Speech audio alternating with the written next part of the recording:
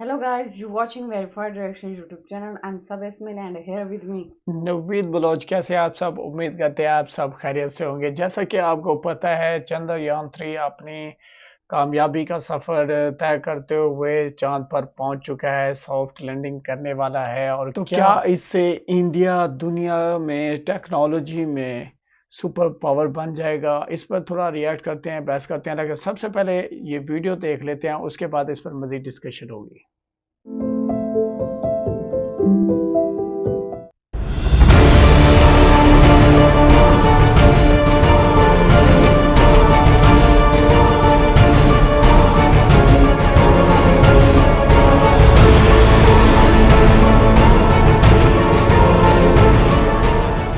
चंद्रयान सिर्फ 25 किलोमीटर दूर है चांद से। भारत को बनाकर रहेगा इसरो स्पेस सुपर पावर। झलक दिखनी शुरू हो चुकी है दोस्तों। इसरो बना सकता है भारत को दुनिया का पहला देश जिसने चंद्रमा के साउथ पोल पर फार साइड में कदम रखा। वही साउथ पोल जहां दुनिया उतरना चाहती है, जहां दुनिया खोज करना चाहती है पानी का। और पानी अगर मिल गया तो चांद पर बस्तियां बसाना, चांद को as a station, as a launch pad इस सौर मंडल को समझने में मदद कर सकता है दोस्तों। भारत बन सकता है सुपर पावर। लूना 25 का जब से संपर्क टूटा है रशिया से, तब से ये कयास लगने शुरू हो चुके हैं कि अब साउथ पोल पर अगर कोई पहले उतरेगा तो वो सिर्फ और सिर्फ चंद्रयान 3 ही उतरेगा।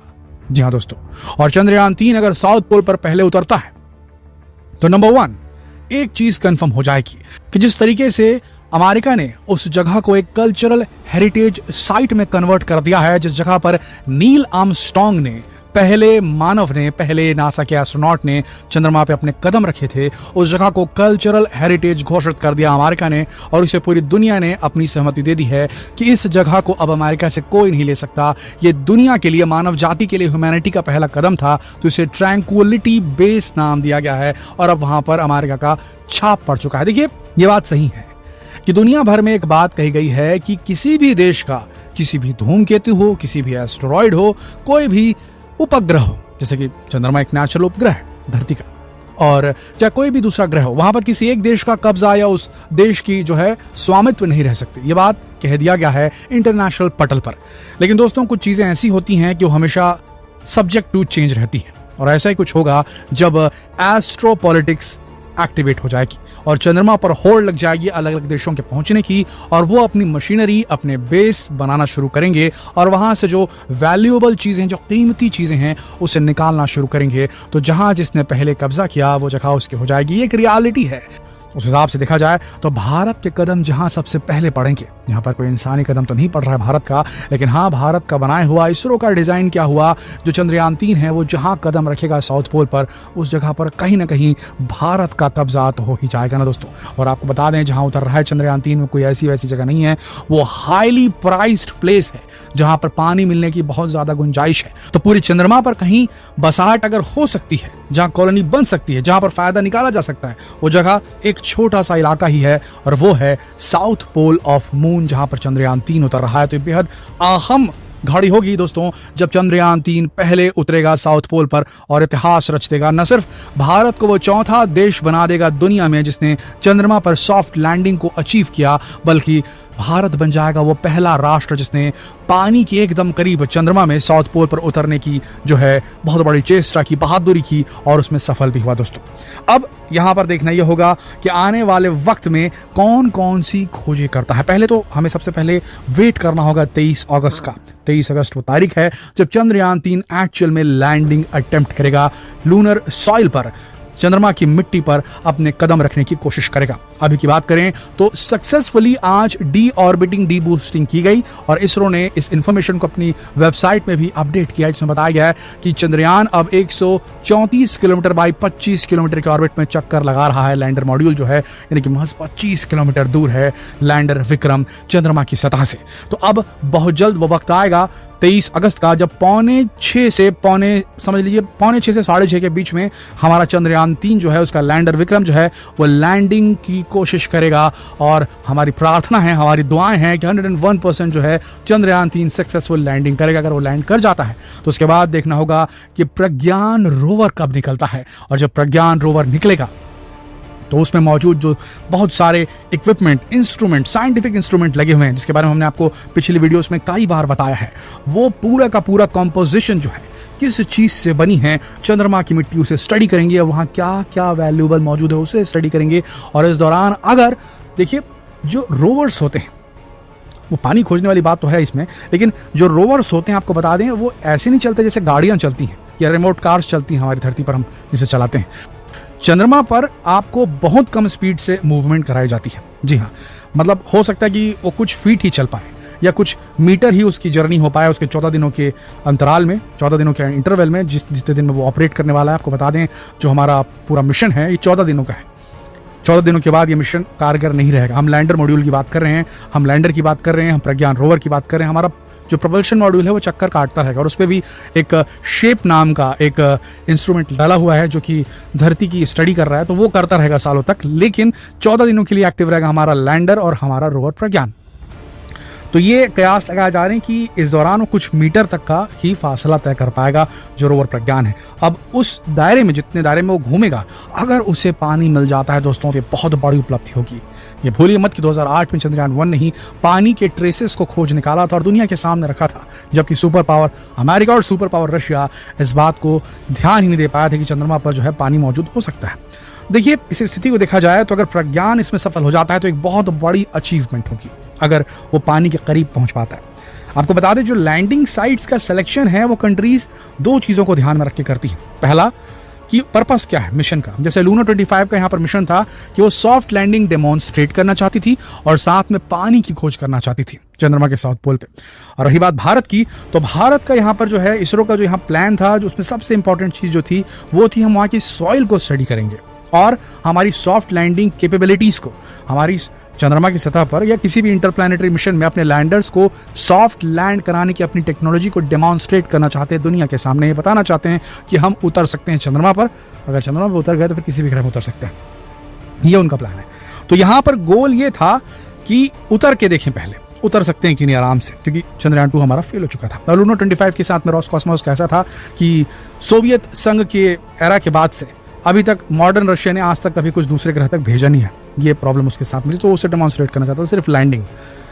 अब अगर चंद्रयान 3 सॉफ्ट लैंडिंग को अटेम्प्ट कर लेता है और वहां पर जो कॉम्पोजिशन ऑफ रेगोलिथ है उसे स्टडी कर लेता है और नहीं मिलता है पानी, तो अगला मिशन जो चंद्रयान 4 होगा वहां पर देखिए जो जापान के साथ इसरो करना चाहता है उसमें ये प्लान करेंगे कि अब हमने सॉफ्ट लैंडिंग तो डेमोन्स्ट्रेट कर ली है, अब हमें ये देखना है कि क्या हम उस एरिया पे एग्जैक्ट उतर सकते हैं जहां पानी मौजूद होने की पूरी संभावना है, यानी कि उन क्रेटर्स के अराउंड जहां पर पानी अंदर छिपा हो सकता है। उन क्रेटर्स की बात कर रहे हैं जिसे कहा जाता है परमानेंटली शैडोड रीजन, यानी कि PSR, यानी कि वो बड़े बड़े गड्ढे जहां सूरज की रोशनी billions and billions of year से नहीं पड़ी है और जहां पानी जमा हुआ हो सकता है बर्फ के फॉर्म में। वहीं पर उतरने की कोशिश करने वाला है आर्टेमिस मिशन के माध्यम से नासा। तो अब देखना यह होगा कि ये इस बार सॉफ्ट लैंडिंग हो जाए, उसके बाद में डेफिनेटली अगले बार ऐसा ज़रूर होगा कि भारत जो है वो पानी की खोज को अपने गोल्स में सबसे आगे रखेगा। वैसे बता दें आपको कि लूना 25 ने जो बोगोस्लावस्की क्रेटर चुना है उसके लैंडिंग साइट के लिए, वहाँ पर पानी होने की बहुत ज़्यादा गुंजाइश है। लेकिन दुख की बात यह है कि लूना 25 का संपर्क जो है रशिया के साथ में टूट चुका है। अगर वापस रीगेन हो भी जाता है तो आपको बता दें लूना 25 के पास में कोई भी रोवर नहीं, यानी कोई रिमोट वाली गाड़ी नहीं है उसकी बाहर निकल करके बाहर स्टडी करे।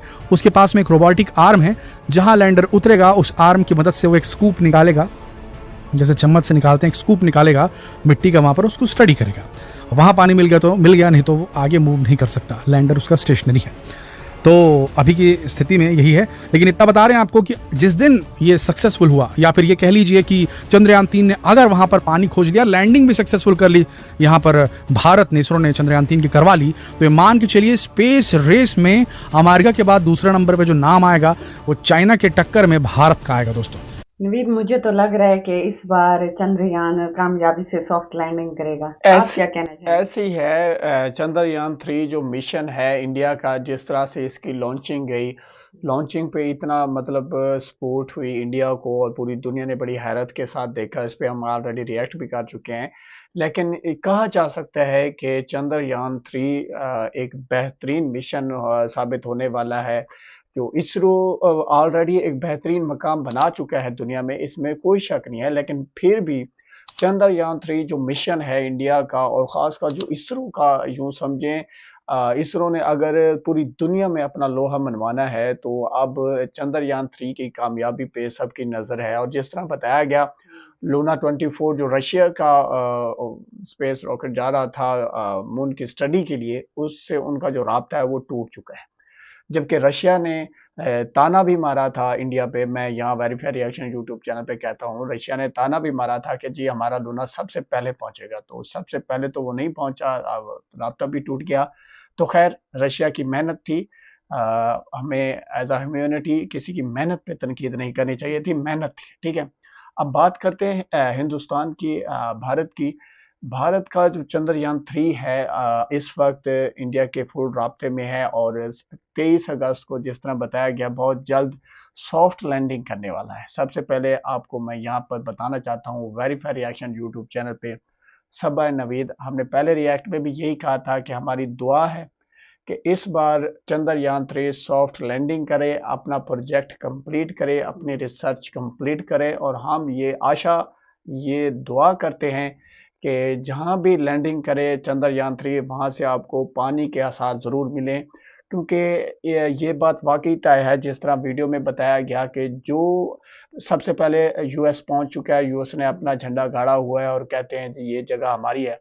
तो जहां साफ ज़रा चंद्रयान 3 अपनी सॉफ्ट लैंडिंग करेगा वो जगह इंडिया की है, इसमें कोई शक नहीं है। तो इससे क्या होगा कि इंडिया की जो ग्रिप है मून पे वो बन जाएगी। इस बात को अपने जहन में रखिएगा। सॉफ्ट लैंडिंग करने से, चंद्रयान 3 की सॉफ्ट लैंडिंग करने से इसरो दुनिया की टेक्नोलॉजी में सुपर पावर बन जाएगा, ठीक है। एक ऐसा स्पेस प्रोग्राम, एक स्पेस इंस्टीट्यूट, रिसर्च सेंटर बन जाएगा।